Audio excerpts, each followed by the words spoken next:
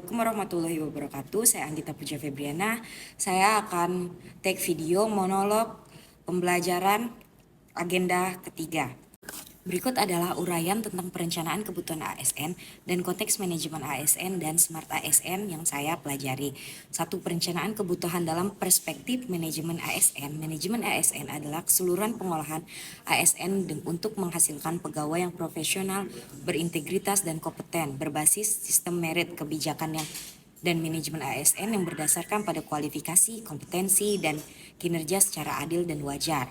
1. Prinsip dasar perencanaan kebutuhan ASN, jumlah dan jenis jabatan diatur Undang-Undang ASN dan peraturan turunannya. Prinsip utamanya adalah berdasarkan analisis setiap instansi, pemerintah wajib menyusun rencana kebutuhan berdasarkan analisis jabatan atau ANJAP dan analisis beban kerja atau ABK.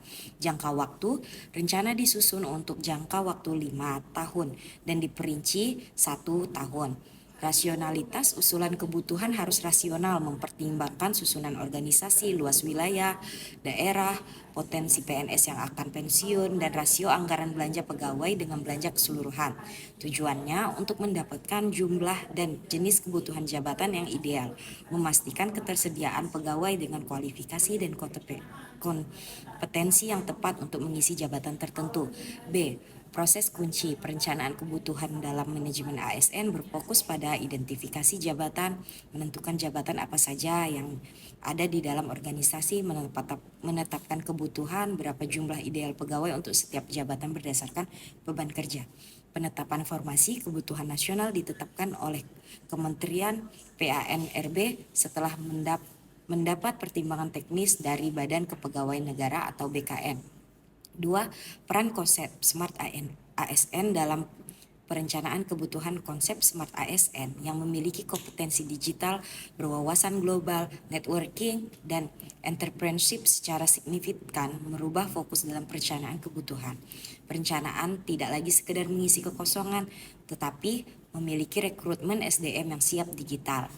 Pergeseran fokus kualifikasi dan kompetensi kebutuhan ASN tidak lagi didominasi oleh kompetensi manajerial dan teknisi konversial, tetapi mencakup literasi digital tinggi. Perencanaan harus memprioritaskan rekrutmen ASN yang memiliki kemampuan mengoperasikan, memanfaatkan, dan mengamankan teknologi informasi. Kompetensi spesialisasi baru, kebutuhan akan formasi di bidang seperti data science, big data analis, digital security expert, dan sistem artikel menjadi krusial untuk mendukung transformasi digital pemerintahan atau smart governance. Karakter smart ASN, perencanaan harus terintegrasi dengan kebutuhan untuk memiliki pegawai yang inovasi, berjiwa hospitality ramah tamah, dan memiliki networking yang luas atau kolaboratif. Integrasi itu sendiri dengan manajemen talenta dalam konteks Smart ASN merencanakan kebutuhan sangat erat kaitannya dengan manajemen talenta ASN.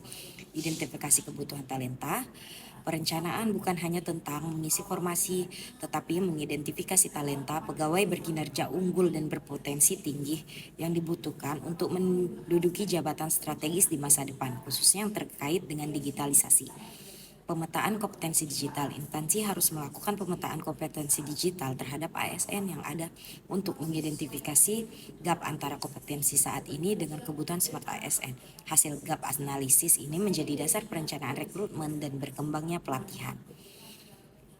Pemanfaatan teknologi dalam proses perencanaan. Prinsip Smart ASN mendorong pengguna teknologi untuk membuat proses perencanaan itu sendiri menjadi smart. Penggunaan data dan analisis perencanaan kebutuhan, memanfaatkan sistem informasi kepegawaian yang terintegrasi, digitalisasi manajemen ASN untuk mendapatkan data akurat tentang profil pegawai, kualifikasi, kompetensi, dan kinerja secara real time. Prediksi kebutuhan, data driven, pemanfaatan data besar, dan kecerdasan buatan dapat membantu memprediksi kebutuhan ASN di masa depan secara lebih akurat dan objektif secara tren pensiun, perubahan layanan publik, dan berkembangnya teknologi. Jadi kesimpulannya, perencanaan kebutuhan ASN yang efektif di bawah payung manajemen ASN dan dijiwai oleh semangat Smart ASN akan memastikan bahwa instansi pemerintah tidak hanya memiliki jumlah pegawai yang cukup, tetapi juga jenis dan kualitas pegawai yang relevan, terutama dalam kompetensi digital dan inovasi, agar mampu mewujudkan pelayanan publik yang smart dan world class. Apa yang harus dilakukan Smart ASN untuk menjadi taat? Konsep ASN atau aparatur sipil negara yang unggul, integritas, menguasai teknologi dan adaptif tidak hanya menuntut kecakapan digital dan inovasi, tetapi justru menjadikan ketaatan, integritas, disiplin, dan etika sebagai fokus utama. Kecerdasan teknologi tanpa ketaatan akan rentan terhadap penyalahgunaan wewenang dan korupsi digital.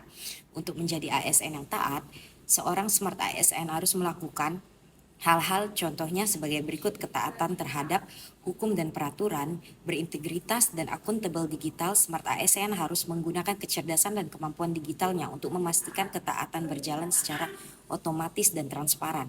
Menerapkan prinsip akuntabilitas tinggi, melaksanakan tugas dengan cermat, disiplin, menggunakan sistem informasi dan aplikasi digital misalnya e-kinerja, presensi online, dengan jujur dan bertanggung jawab, mencerminkan disiplin pribadi dan profesionalisme. Menjaga integritas data, memastikan semua data yang diinput diolah dan disajikan melalui sistem digital yang benar, akurat, dan tidak menyesatkan, menghindari pemalsuan atau manipulasi data digital yang penting untuk pribadi dan kelompok. Pengelola keuangan negara secara efisien, menggunakan teknologi untuk proses anggaran dan laporan keuangan secara transparan dan akuntabel, tidak menyalahgunakan fasilitas digital untuk kekayaan negara seperti kuota internet, perangkat keras untuk kepentingan yang tidak berhubungan dengan kedinasan. Menaati ketentuan hukum dan undang-undang, memahami regulasi digital secara proaktif dan memahami peraturan terkait teknologi informasi, keamanan cyber, dan perlindungan data pribadi yang berlaku sebagai ASN. Menghindari korupsi digital, tidak menyalahgunakan wewenang dan jabatan untuk mendapatkan keuntungan melalui sistem elektronik. Smart ASN harus menjadi garda terdepan dalam mencegah praktik KKN yang kini dapat terjadi melalui celah-celah digital. 2. Ketaatan terhadap etika dan disiplin, literasi etika digital. Ketaatan seorang smart ASN diperluas hingga ke ranah digital interaksi maya. Etika dalam bermedia digital, literasi etika digital, bijak bersosial media, menaati kode etik dan perilaku ASN di sosial media, tidak menyebarkan berita hoaks, ujaran kebencian, dan postingan yang bersifat politik praktis, pencemaran nama baik instansi, dan bertentangan dengan Pancasila atau undang-undang. Menjaga rahasia jabatan, tidak membocorkan informasi internal negara dengan sensitif publik melalui platform digital atau komunikasi yang tidak aman. Loyal dan nasionalisme digital, mempertahankan nilai kebangsaan menggunakan platform digital, menginformasikan nilai-nilai nasionalisme, pemersatu, dan kesatuan bangsa. Menjaga kehormatan ASN, selalu bertindak profesional, jujur, dan berintegritas. 3. Ketaatan melalui inovasi dan profesionalisme. Ketaatan Smart ASN diwujudkan dengan menggunakan kecerdasannya untuk meningkatkan kualitas pelaksanaan tugas sesuai aturan. Patuh pada SOP standar pelayanan, menerapkan digitalisasi SOP, mendorong implementasi kepatuhan terhadap standar operasional prosedur atau SOP yang sudah didigitalisasikan untuk memastikan setiap langkah pelayanan berjalan sesuai aturan dan mengurangi diskresi negatif.